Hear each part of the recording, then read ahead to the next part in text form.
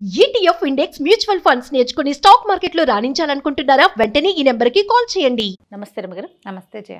రమగారు, మనము భగినిహస్త భోజనం చేసుకుంటాం. దీపావళి పండుగల్లోనే 5 రోజుల్లో ఒక రోజు కదా ఈ రోజు యొక్క విశిష్టత.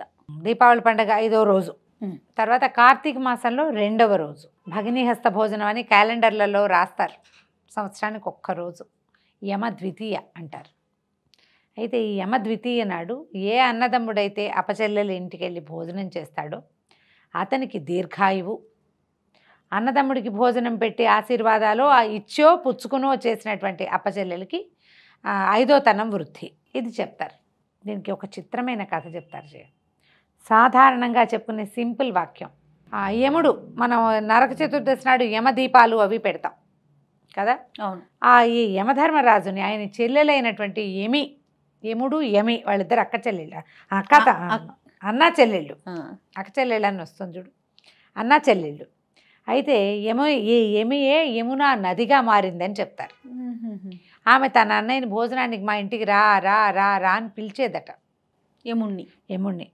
ఎన్నాళ్ళో ఆయన ఉన్న సమస్యల్లో ఇబ్బందుల్లో ఆయనకి నిరంతరము జీవుల ప్రాణాలు హరించటము, వాటిని సెట్ చేయటము, ఇన్ని రకాల నరకాల్లో శిక్షలు, పాపులను శిక్షించటము, పోలంత వ్యవహారం ఉండి వెళ్ళలేకపోయాట ఆయన. ఆవిడ అడగ్గా ఒక్కనాడు భోజనానికి వెళ్ళాడు. ఆ వెళ్ళిన రోజు ఇది. ఆమె చాలా సంతోషించి ఆయనకి షడ్రసోపేతమైన భోజనం పెట్టి ఆయన దగ్గర నుంచి ఆశీర్వచనాలు పొంది ఈ రోజుని శాశ్వతంగా చేయమని అడిగిందట. బ్రహ్మవర ప్రసాది అయినటువంటి యముడు తను తలచిన ఆ రోజుని, తను సంతోషించి తన చెల్లెల్ని సంతోషపెట్టిన ఆ రోజుని శాశ్వతంగా అన్నదమ్ములు అక్క చెల్లెళ్ళు కలుసుకుని భోజనం చేసే అవకాశం ఉన్న రోజుగా, చేయవలసిన రోజుగా, ఈ రోజున కనుక ఎవడైతే అప్పచెల్లెలింటికి వెళ్ళి భోజనం చేసి వస్తాడో జీవుడు, అతనికి ఆయుష్ వృద్ధి పొందుతుంది అని చెప్పారట. ఇది మనం సాధారణంగా చెప్పుకునే కదా. యమునా నదిగా ఎలా మారారు? ఇదేమైనా అది ఒక వేరే ఇతివృత్తం, అది ఇంకొకసారి చెప్తాను తప్పకుండా. ఓకే, ఇది ఒక కథ.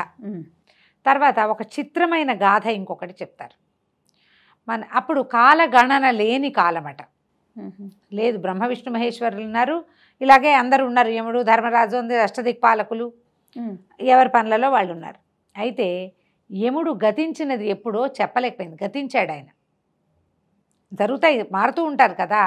ఏమీ ఉన్నది, ఆవిడ నిరంతరాయంగా అన్నయ్య గతించాడని ఏడుస్తూ ఉండేదట. బ్రహ్మ విష్ణు మహేశ్వరులు ఆమె బాధ గమనించి ఆమె దగ్గరికి వెళ్ళారు.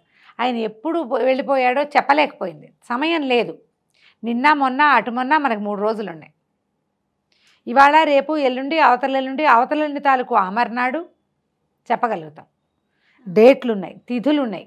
ఫలానా సంవత్సరం, ఫలానా మాసం, ఫలానా తిథి. ఇప్పుడు గణన లేనప్పుడు ఎట్లా చెప్తారు? ఆమె అన్న లేడన్న దుఃఖం అలా అనుభవిస్తూ ఉండేది. మెలకువ నిద్ర లేని కాలం అది. నిద్ర లేదు, పగలు రాత్రి తేడా లేదు. అప్పుడు బ్రహ్మ విష్ణు మహేశ్వరులు ఇద్దరూ బాగా ఆలోచించి బ్రహ్మకి కాల నిర్ణయం చెయ్యి, ఈ కాలానికి ఇది అనేది చెయ్యమని చెప్పారట. అప్పటి నుంచి మొదలైందా? అప్పుడు కాలగణన మొదలైంది. అప్పుడు రాత్రి పగలు ధాత విధాత చొప్పున మార్చి ఋతువులు పెట్టి రోజులు, తిథులు, నక్షత్రము, గమనము, ఆ గమనానికి ఇన్ని చేసేటప్పుడు కొన్ని హెచ్చు తగ్గు అవుతాయి కదా. అవును, ఎంత ప్రోగ్రామ్ ఇదంతా చేశాక దీంతో పగలు మెలకువ, రాత్రి నిద్ర అనే నిర్ణయం చేయబడింది. నిద్రతోటి స్మృతి, విస్మృతి అని 2 వస్తాయి. జ్ఞాపకము, మర్చిపోవడము కదా.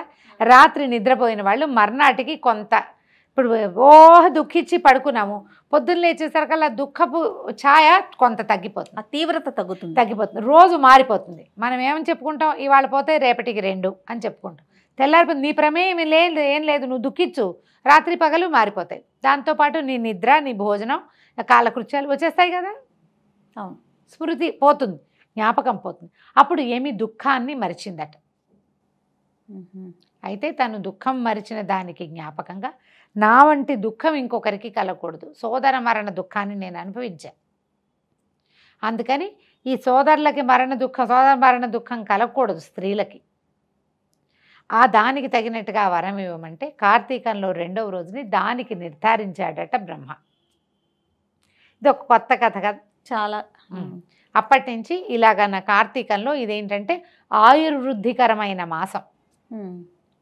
మామూలుగా మనకి ఇవి కార్తీకము, మార్గశిరము, యమదంష్టలు అని చెప్తారు. ఇక్కడ ఇప్పుడు మరణాలు సంభవించే రోజులు. అవును. అందుకని దాన్ని వృద్ధి చేసుకోవడానికి ఏం చేస్తాం, మన దీపావళి నాడు బోడు దీపాలు పెడతాం. ఇక్కడి నుంచి మొదలు దీపాలు పెట్టడం, స్నానాలు చేయటం, అకాల మృత్యువులు రావు. ఈ నదీకు బాపికు తటాకాదులో స్నానం చేస్తే వాటర్లో ఉన్న కరెంట్స్ వల్ల, వాటర్ కరెంట్ వేరు కదా. అవునండి. జల విద్యుత్తు అని చెప్పుకుంటున్నాం మనం. ఈ వచ్చే విద్యుత్ వేరు, మనమే నీళ్ళల్లో దిగితే మన నరాలకు వచ్చేటువంటి బలం వేరు. ఆ బలాన్ని సంపాదించుకుంటాడు జీవుడు. ప్రాణులు అనాలి, శరీరాలు కదా. జీవుడు బాగానే ఉంటాడు, శరీరానికి కదా కావాల్సింది.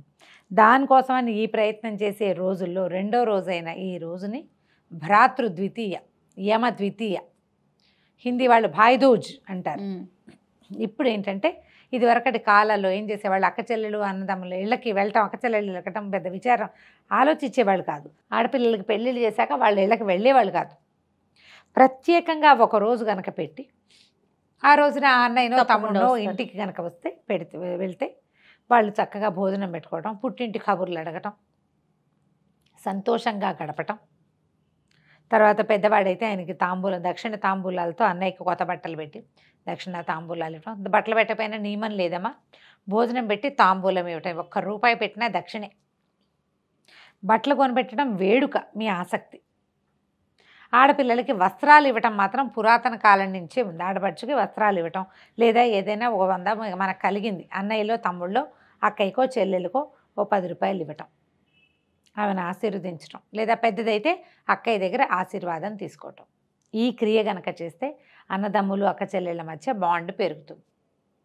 అన్నదమ్ములు లేరు, మేమేం చేయాలి, దిగులు వచ్చేస్తుంది. మాకు తమ్ముళ్ళు లేరు, అన్నయ్య లేరు, ఇప్పుడు మా సంగతి ఎట్లా అని లక్ష్మీదేవికి సహోదరుడైనటువంటి చంద్రుడి మీద అక్షింతలు వేసి మనం నమస్కారం చేసుకున్నా కూడా అన్నదమ్ముడికి నమస్కారం చేసిన ఫలితం లభిస్తుందట. బాగుంది కదా.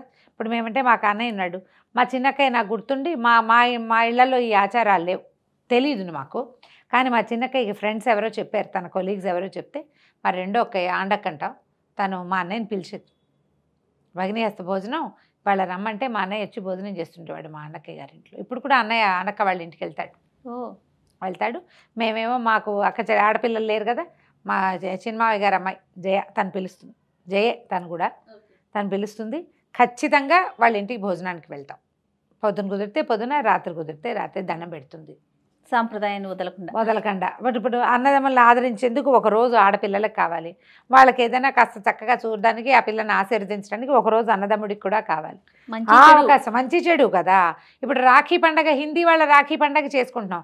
ఈ భగినీహస్త భోజనం మనకు తెలిసింది మన సంప్రదాయం, ఇది మనదే ఈ సౌత్ ఇండియా ప్రాంతంలో చేయబడేదే ఇది. ఎందుకంటే తెలుగు క్యాలెండర్లో నాకు 5 ఏళ్ల వయసు అప్పటి నుంచి క్యాలెండర్ చూస్తున్నాను జయ. నేను అప్పటి నుంచి నేను ఈ వాక్యం చూస్తూనే ఉన్నాయి, ఈ పదం భగినీహస్త భోజనం అని.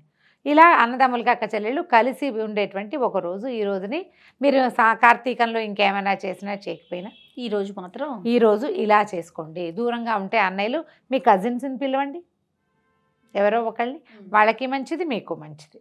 ఇలా ఈ పండుగను చేసుకోవచ్చు. తప్పకుండా రమ్మగారు. నమస్తే. నమస్తే జయ.